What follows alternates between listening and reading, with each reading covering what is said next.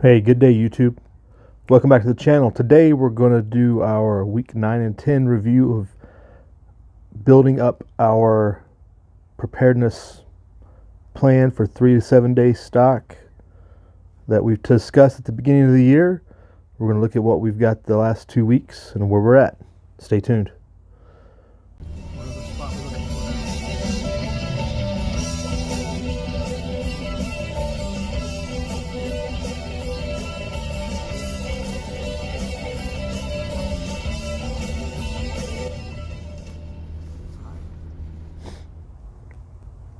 Hey, good day everybody. Thanks for checking back in. So today we're going to look at weeks 9 and 10 of building up our preparedness stockpile based upon making a 3 to 7 day preparedness stock, I guess you'd say, in accordance with what we talked about back at the beginning of the year, reviewing a potential tool that you may get out there of how to build a preparedness cache or something.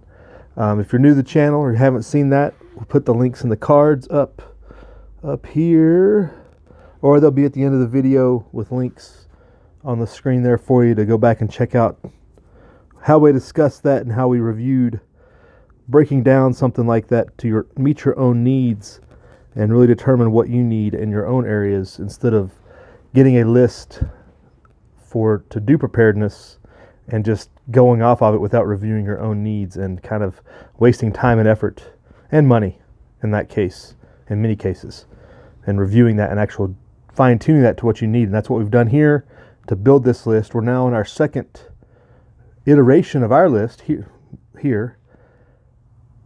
So we've taken this list and we are now in a round of purchasing items we need to put in that stockpile to, again, focus on a 3 to 7 day kit. And really the discussions we've had so far are focusing on, I am doing this for a 5-person household, kind of a long stretch. We've also been looking at fitting this within a budget of $20 a week, so $40 at a time basically for each of the video sessions and purchasing at times that we've looked at this, to really gauge how expensive this can get or how flexible you can be with your money.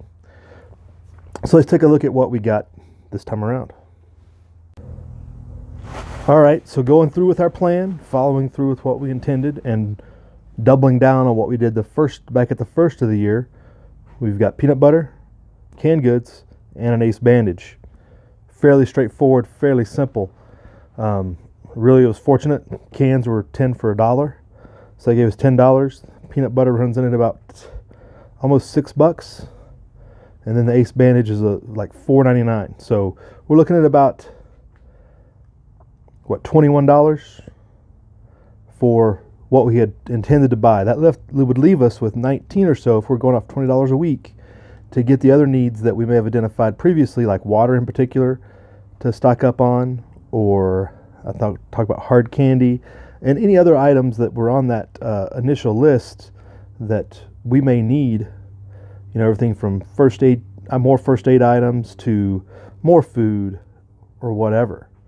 Really, this would be a good week, considering this is the big thing, is I got 10 for $1. I could have doubled down on this, or I should say 10 for $1 each, so $10. I could have doubled down on this and got 10 more meals if I needed to. That would have been a fine use of that additional buffer money as well. But looking at what we were focusing on, we still had about $19 that we could have put into any type of preparedness item or put in this stockpile to have on hand for later use. Batteries would be a good one. Anything. I mean, hydrogen peroxide. There's so many different options. Again, it depends on what you need. You really got to have identified what you see as a potential gap, so that especially when you come out to your budget, like, oh, this last 2 weeks, I've only spent $21. I've got 19 more to the good. What would be my best use? Again, stockpiling meals is probably going to be, you know, food, and more food, right? Especially when you're talking about the situation like this, where it's really trying to build up from a 3 to a 7 day kit potentially at this point. More food is going to make that possible.